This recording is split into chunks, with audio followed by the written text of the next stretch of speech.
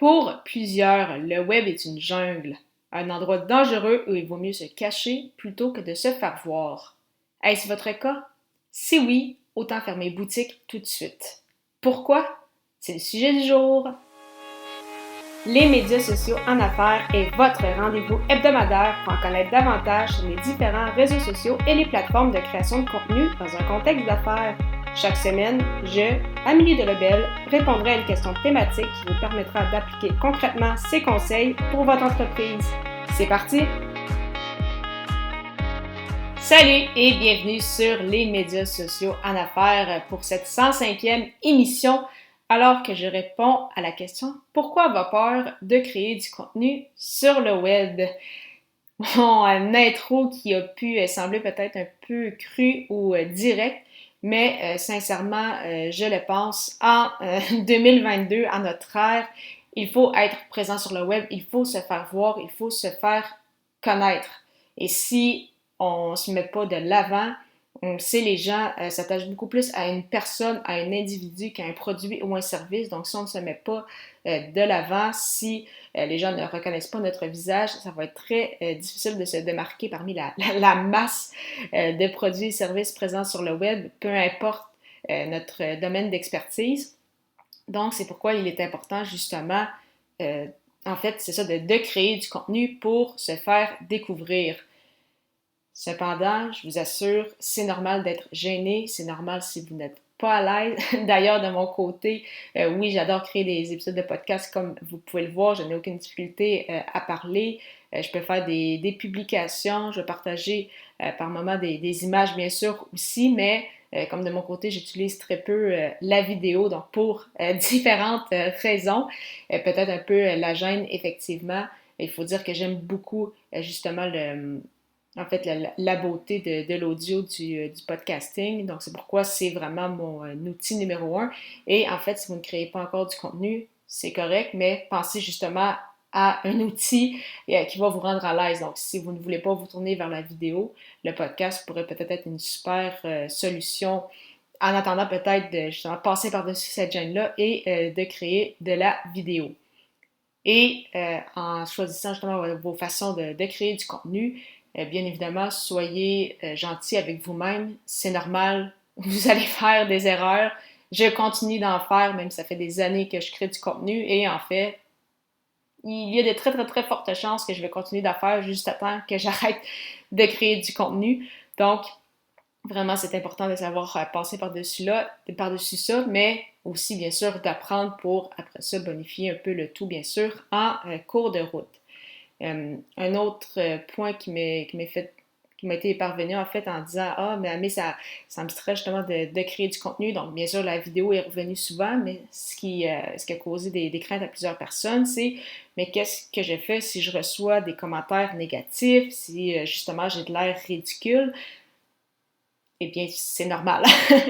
C'est normal d'avoir l'air un peu ridicule au départ. Vous allez apprendre au fur et à mesure, donc c'est important, comme je le mentionnais, d'être gentil envers vous-même. Il y a toujours un petit moment awkward, si je peux me permettre ce terme.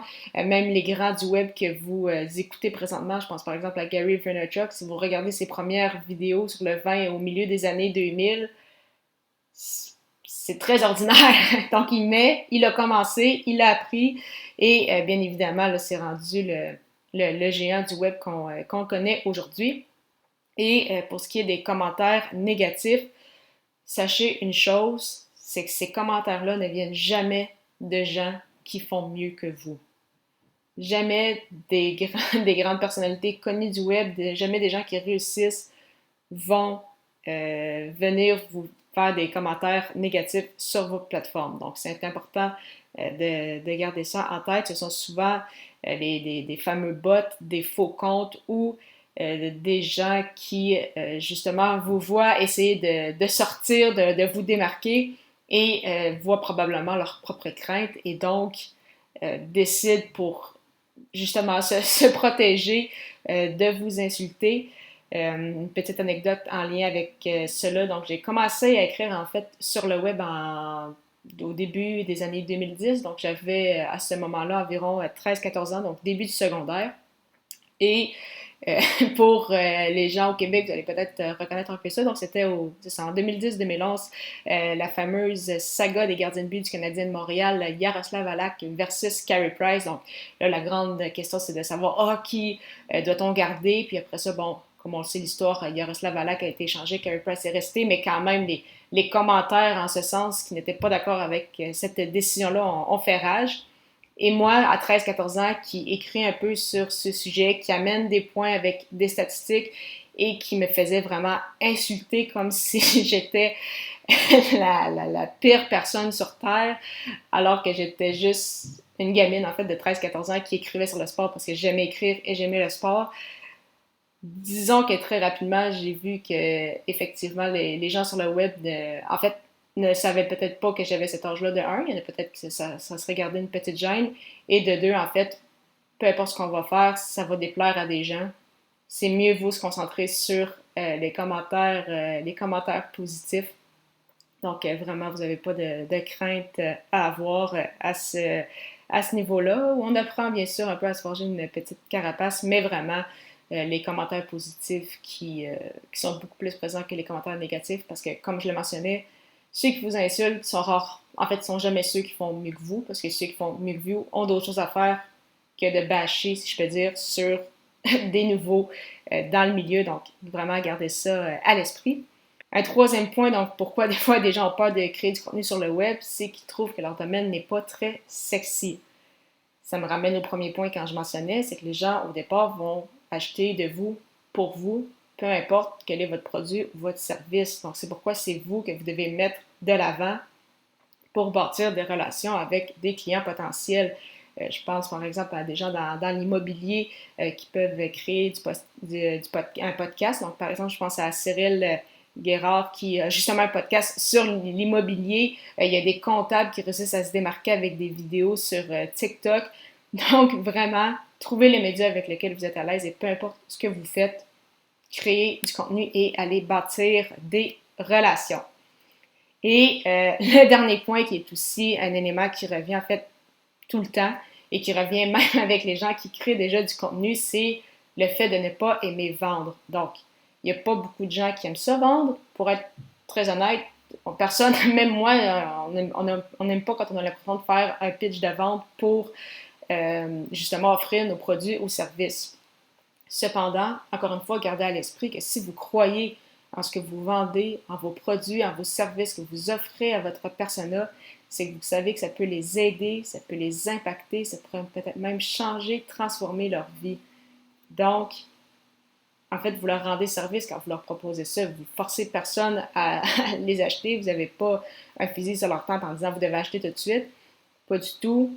Vous proposez justement un produit ou un service, vous savez qui peuvent les aider. Après ça, c'est à eux de dire « OK, est-ce que vraiment je prends justement cette ressource-là pour m'aider à atteindre mes objectifs? Est-ce que j'attends? » Donc, mais au final, leur décision repose uniquement sur eux. Vous êtes là pour les aider. Et ça me fait penser justement à ce qu'on voit dans l'Académie du podcast avec la formation Podcaster Pro qui est en fait justement la fameuse vente par infusion qui est un concept justement de Marco Bernard en fait qui est un peu de vendre vos idées avant de vendre vos produits, services. D'ailleurs, si vous voulez en savoir davantage sur cette formation qui est vraiment la plus complète au niveau du podcasting francophone, avec près de 40 heures de contenu. Donc, si vous souhaitez vous aussi infuser vos idées et générer des revenus avec votre podcast, simplement vous rendre au ameliedelabel.com/lancer son podcast, lancer ER. Donc, en résumé, n'ayez pas peur de créer du contenu. Mettez-vous de l'avant. Allez-y, créez du contenu avec le médium que vous préférez. Et en fait, c'est ça. Créer. Et par la suite, les gens vont connecter avec vous, les gens vont bâtir des relations avec vous et ça va vous permettre justement de vous faire retrouver parmi cette masse de gens sur le web. Lors du prochain épisode, je répondrai à la question « Est-il nécessaire de faire appel à un expert sur les réseaux sociaux? » À la semaine prochaine!